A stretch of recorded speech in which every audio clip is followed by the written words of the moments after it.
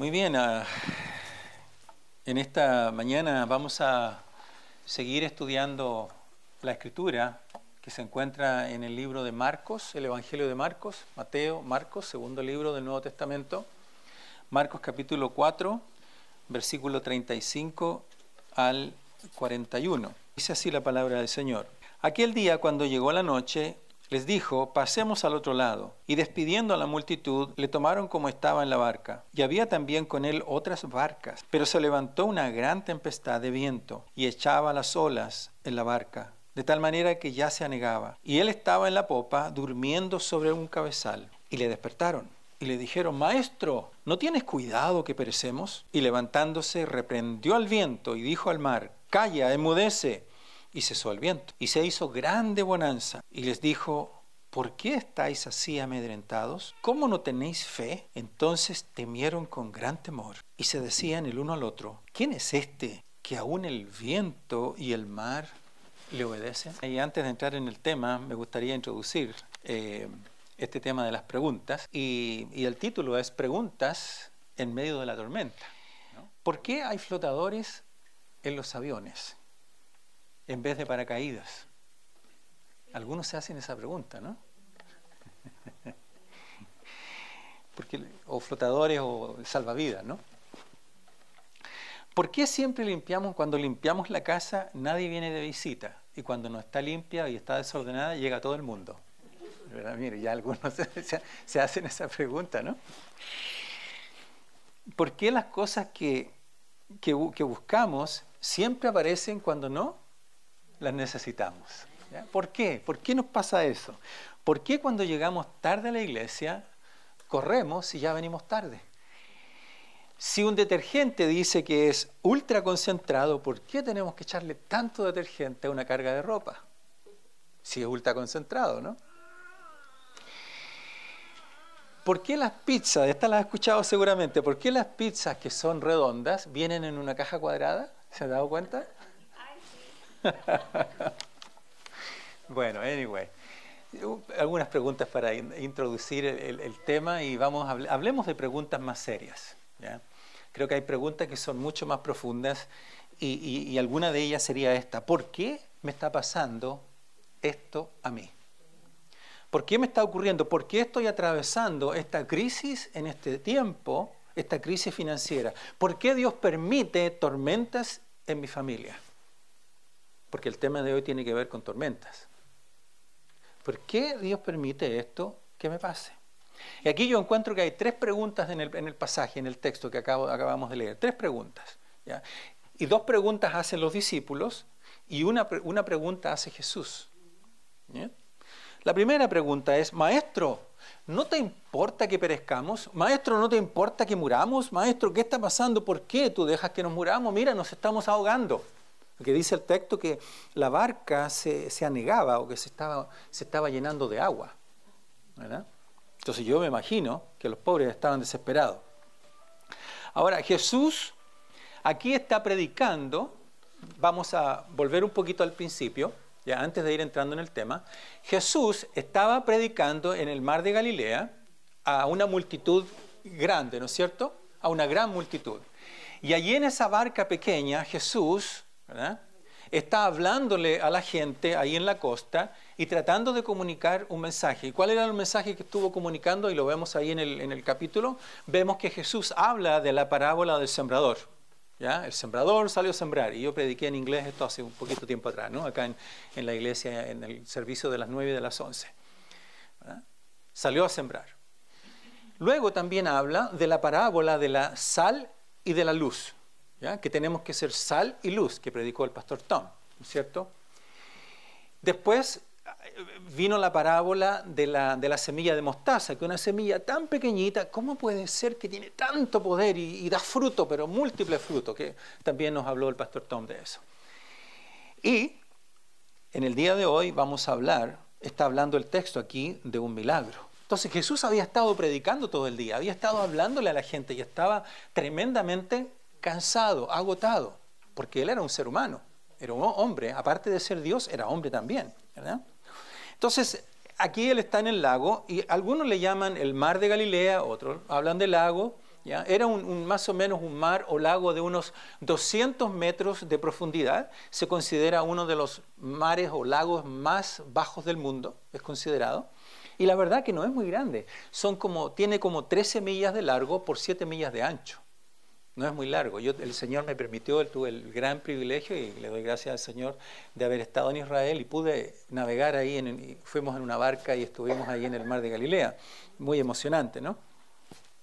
Y aquí lo que el Señor Jesús está haciendo es llevar a los discípulos, a los apóstoles, llevarlos a un viaje, a una prueba, a un examen. Yo creo que la gran mayoría hemos sido estudiantes, y cuando el profesor llegaba de repente, de sorpresa, decía: ya muchachos, saquen una hoja. ¿Se acuerdan de eso, no? Saquen una hoja.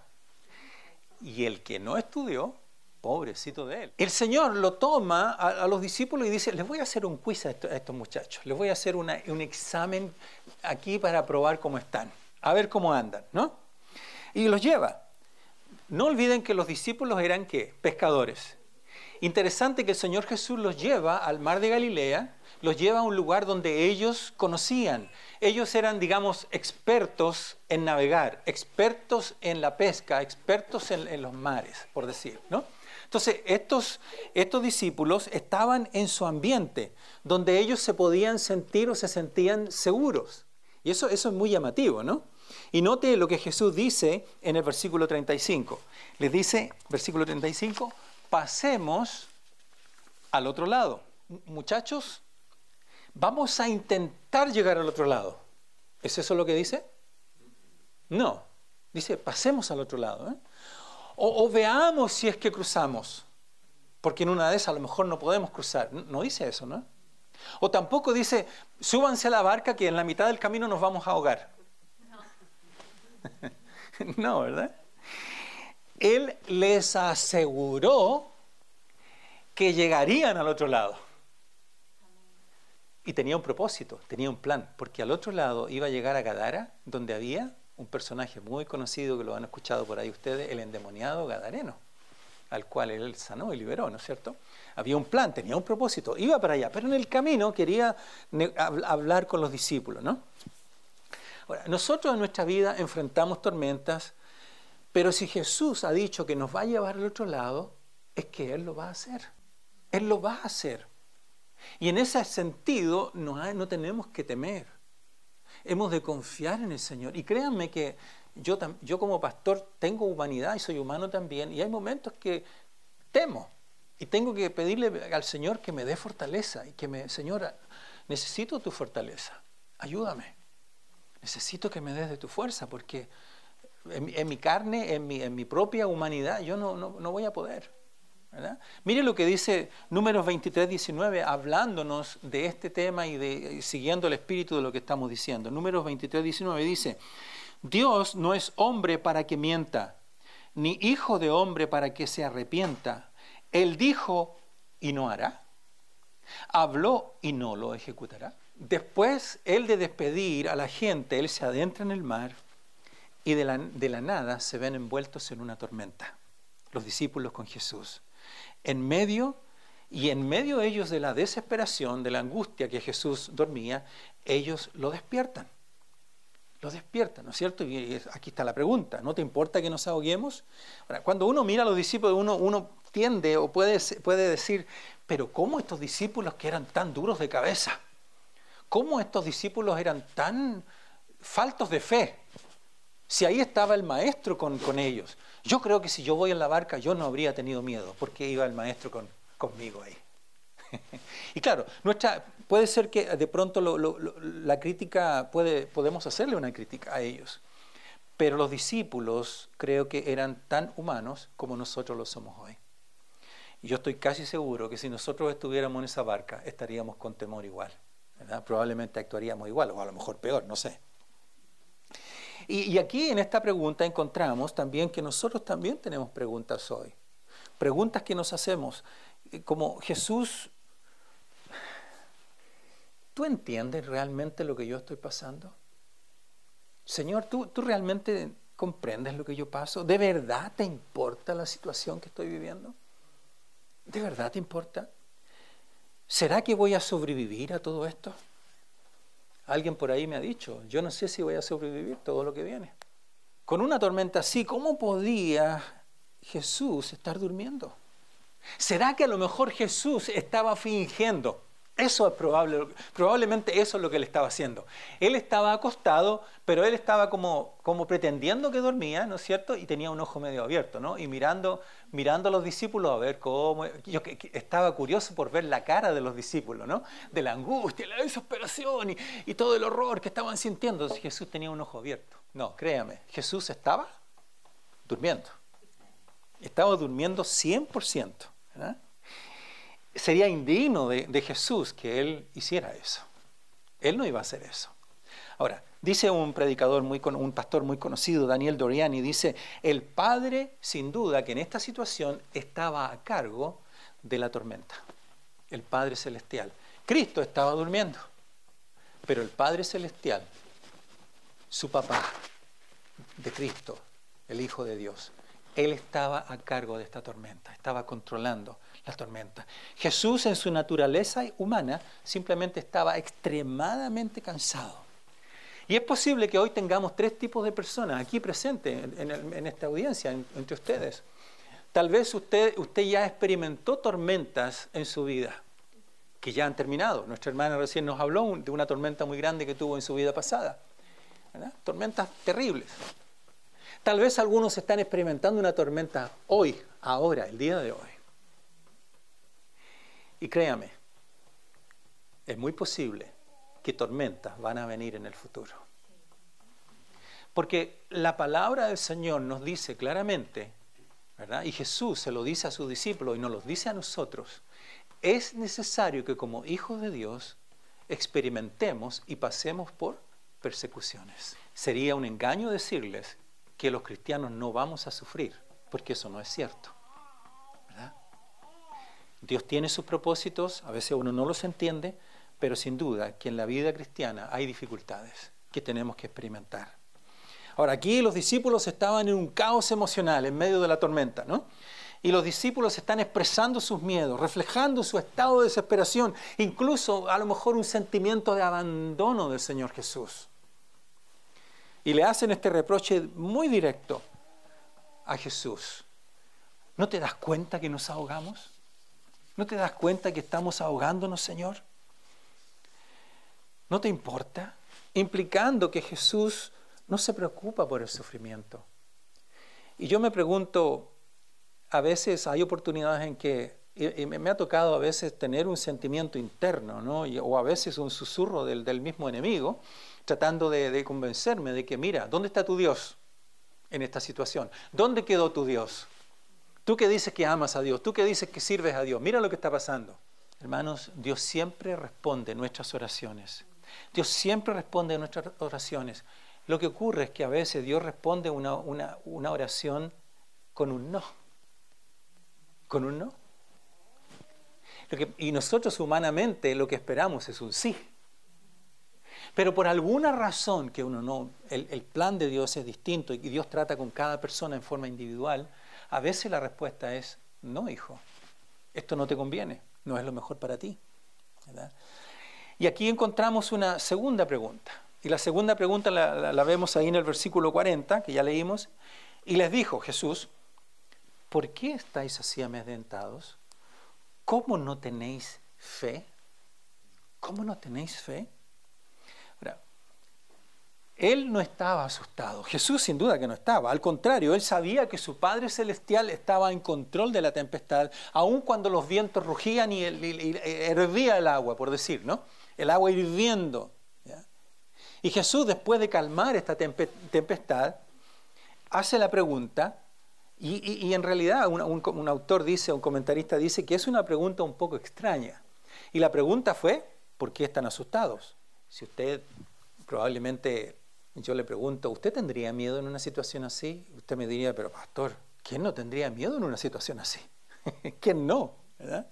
Y yo me acuerdo que allá en mi país, años atrás, tenía en mis 20 años más o menos, cuando estábamos en ese tiempo conociéndonos con mi esposa, ¿verdad? Y después les cuento la historia romántica, ¿no? Pero Nos estábamos conociendo en ese tiempo y mi hermano era pastor misionero ahí en ese lugar y yo era el pastor de jóvenes, ¿no?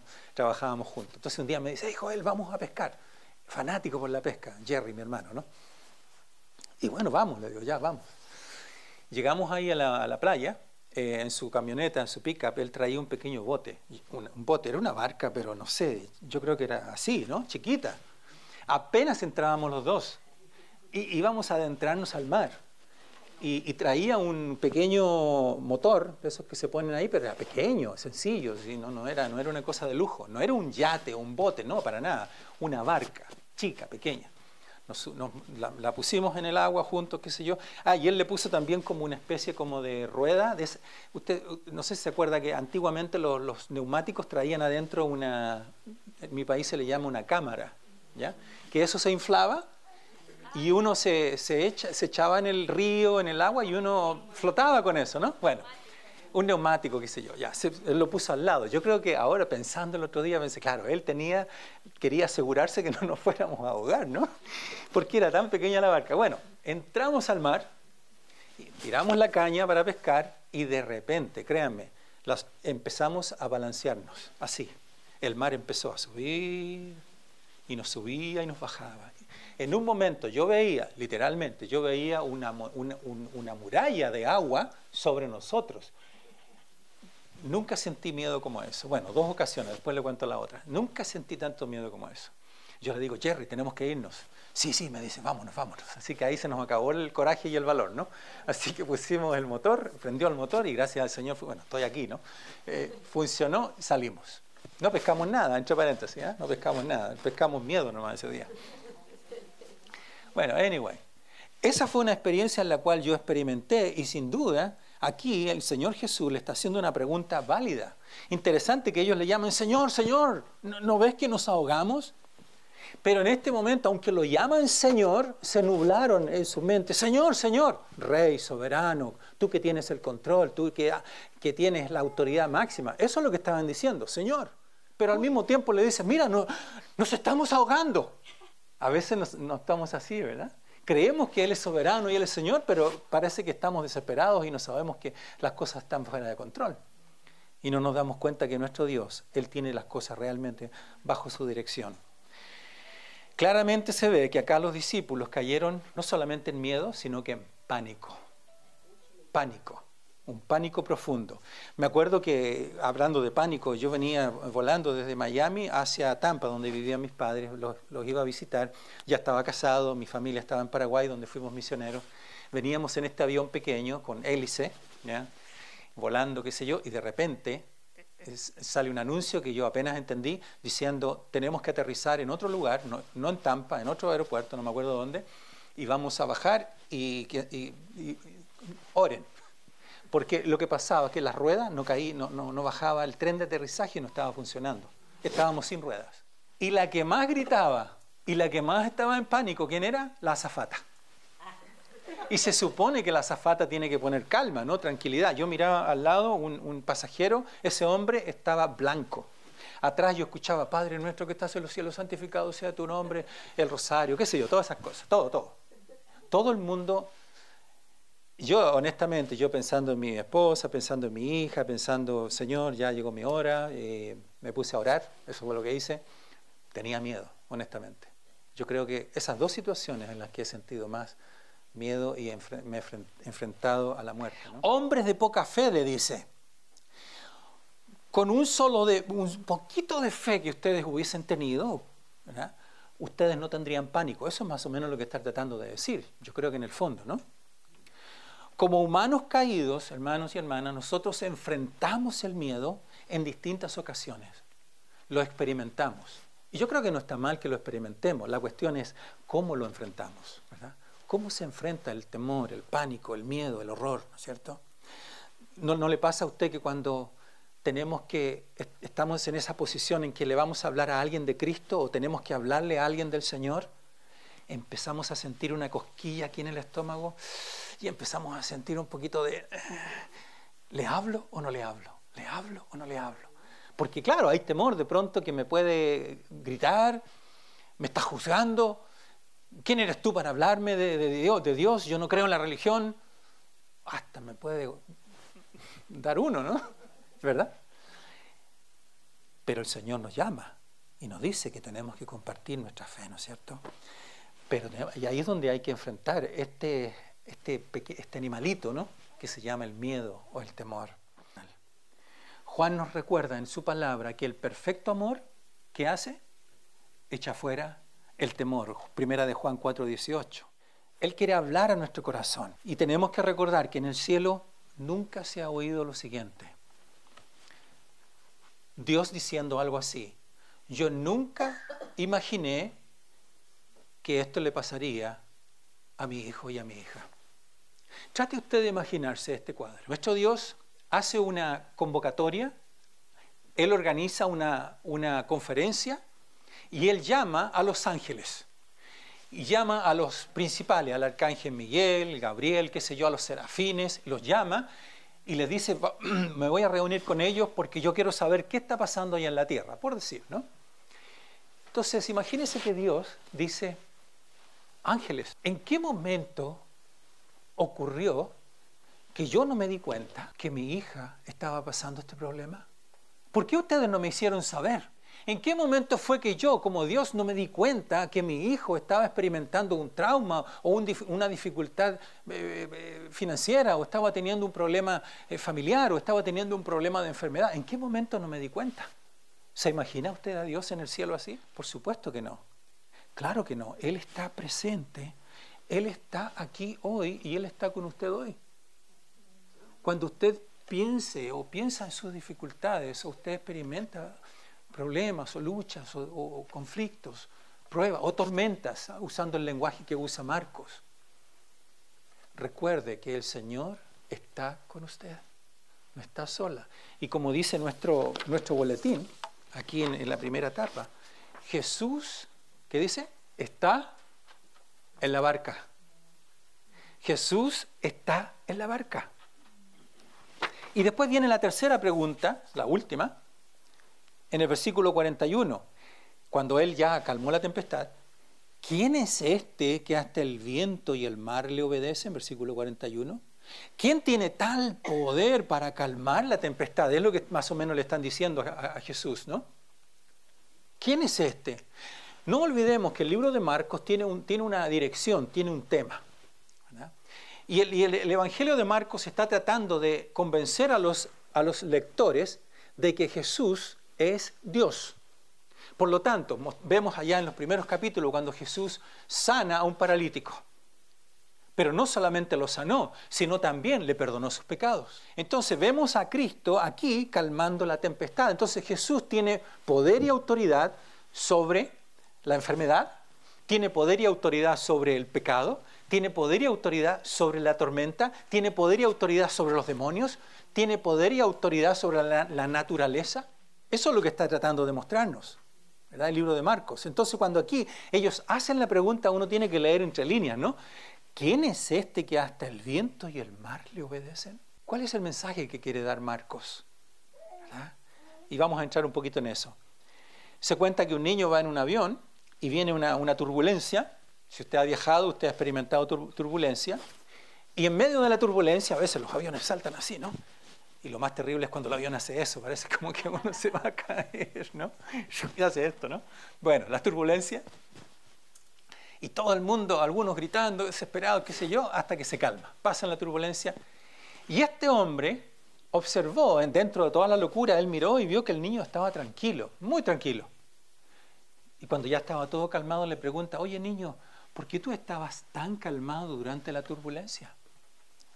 Es fácil, le dice. Mi papá es el piloto. Nosotros somos sus hijos. Él va manejando, Él va conduciendo la nave. Él es el Señor. Y aquí nosotros en este pasaje, en esta parte, en esta pregunta, apreciamos la autoridad de Jesús y vemos que Él es 100% Dios y 100% hombre. Él está durmiendo, él es hombre, está cansado. ¿Ya? Él comía, él dormía, qué sé yo. Era como usted y como yo. Pero al mismo tiempo Jesús era 100% Dios. Calla, enmudece, le dice a la tempestad. Está manifestando su poder divino. ¿Se da cuenta? ¿Se da cuenta? Él calma la tempestad. Y el Señor Jesús allí, evidentemente en esta tormenta lo demuestra. Y Jesús también, por sobre todas las cosas, Él tiene poder sobre el pecado y Él vino a salvar a muchos. Él demostró su poder supremo para vencer también la muerte en la cruz. Allí cuando Él murió y fue puesto en la tumba y resucitó al tercer día, confirmando así su divinidad y su misión redentora, Jesucristo. Dice la palabra en Salmo 27:1, el Señor es mi luz y mi salvación. ¿De quién temeré? El Señor es la fortaleza de mi vida. ¿De quién he de atemorizarme? Pensemos en esta mañana y llevémonos este mensaje. Y antes de terminar, déjeme darle en inglés decimos algunos tips. ¿Ya? Yo creo que todos entienden eso. Algunos consejos en general, ¿no? El número 1. Este fue un milagro que reveló el propósito redentor de Dios. O sea, Él reveló quién era Jesús, el Hijo de Dios y Dios mismo. La naturaleza humana, naturaleza divina. Segundo, encontremos consuelo en la providencia de Dios. Este fue una tormenta planeada, si pudiéramos decirlo de otra manera. Él planeó esta tormenta. El Señor tiene planes perfectos. El Señor permite que sea lo que sea que está pasando hoy día en el 2025. Él tiene el control y Él sabe lo que está pasando. Amén. Sí. Él conoce cada una de sus situaciones. Él las entiende, las sabe. En su providencia. La providencia es el plan de Dios, es el cuidado que Él tiene y la preservación de sus hijos. Él los preserva, los cuida. Cuando el Señor lo llama a usted, le dice, yo quiero que tú seas mi hijo, y Él lo trae a su reino, a su familia. Él lo que al mismo tiempo dice, yo quiero que seas parte de mi familia, yo te he escogido, y no solamente eso, no te voy a dejar abandonado, yo te voy a guiar y te voy a conducir desde el punto, vamos a decir, del punto 0 hasta el punto infinito. Si usted es una hija de Dios, si usted es un hijo de Dios, Él le va a cuidar en todo el trayecto hasta que llegue a la gloria. Porque eso es lo que la palabra nos enseña. Tercero, ¿por qué sufrimos? Porque uno se pregunta, ¿no? ¿Pero por qué sufro, Señor? ¿Por qué tanto sufrimiento? Bueno, hay que recordar, número 1, sufrimos por nuestro propio pecado. Número 1, todos somos pecadores. No olvidemos que somos una raza caída. En teología usamos ese término. Somos una raza caída, somos una raza que ha caído en el pecado. ¿Verdad? Por lo tanto, tenemos que lidiar con el pecado cada día. Y segundo, también tenemos que lidiar no solamente con nuestro pecado, también tenemos que lidiar con los pecados de otros que nos afectan a nosotros. A veces hay otros que hacen cosas que son consecuencia para nosotros, lastimosamente, porque vivimos en un mundo caído. ¿Verdad? No hay un lugar perfecto en esta tierra. No hay. No es mi país, no es este país y no es otro país. No hay ninguno. ¿Verdad? Ahora, yo creo que todos de alguna manera hemos experimentado tormentas. Tormentas de abandono, tormentas de muerte, de enfermedad, de problemas, de abusos, problemas financieros, soledad, decepciones. Y hay dos respuestas que usted y yo podemos tener frente a las tormentas. Una es, en medio de la tormenta, en medio de las dificultades, en medio de estas pruebas, una reacción sería levantar el puño y decir, mira Dios, yo voy a vivir mi vida de acuerdo a como yo la entiendo y como yo creo que debe vivirse. No te metas más en mi vida, tú no fuiste capaz de solucionarme este problema que yo estaba experimentando, por lo tanto yo no voy a creer en ti. Esa es una manera de reaccionar. La segunda manera de reaccionar en medio de las pruebas y tormentas es decir, Señor, estoy dolido, estoy sufriendo, pero Dios, tú eres el Señor. ¿A dónde yo podría ir si solamente tú me puedes consolar y darme esperanza? Y esperanza de vida eterna. ¿Dónde, Señor? Perdóname, por mi rebeldía. Perdóname por mi egoísmo. Perdóname por este corazón duro. Me arrepiento. Me rindo a ti, oh Señor. Me rindo a ti. Ilumina mi corazón y transfórmame. Créame, hermanos y hermanas, que el Señor usa las pruebas y usa las tormentas para que podamos conocernos a nosotros mismos y podamos entender nuestro corazón. Y podamos ir descubriendo si acaso en nuestra vida hay ídolos. Ídolos que nosotros adoramos en vez de adorar a Dios. Hoy día cantamos, grande y soberano eres tú, Señor. A veces los ídolos de este mundo toman el lugar de Dios.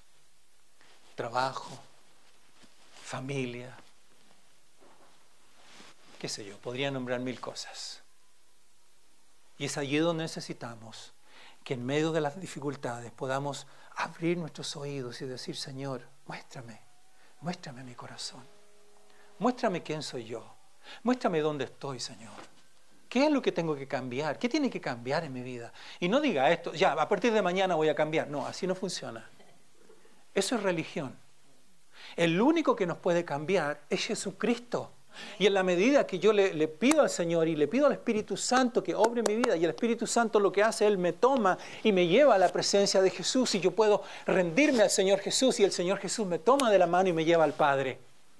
Porque Él es el camino, la verdad y la vida. No hay nadie que va al Padre si no es a través de Jesús. Pidamos al Señor que Él nos ayude a entender estas verdades. Y no olvidemos esta verdad muy, muy clara, que la acabo de mostrar en el boletín. Jesús no se bajó de la barca. Él está dentro de la barca todavía. Parece que está durmiendo, o sea, está durmiendo, pero quien está en control de todo es el Padre Celestial. Y cuando Jesús despierte, Él va a poner las cosas en orden, no se preocupe. Llegará el momento que Él va a poner en orden todas las situaciones. ¿Amén? Amén. Confiamos en el Señor. Oremos, Padre. Te damos muchísimas gracias, Señor, por tu palabra. Te agradecemos, oh Señor, porque tú eres bueno y porque para siempre es tu misericordia. Gracias, Dios bendito, por tu fidelidad. Oramos en esta mañana, Señor, que tú sigas trabajando en nuestros corazones y te damos a ti la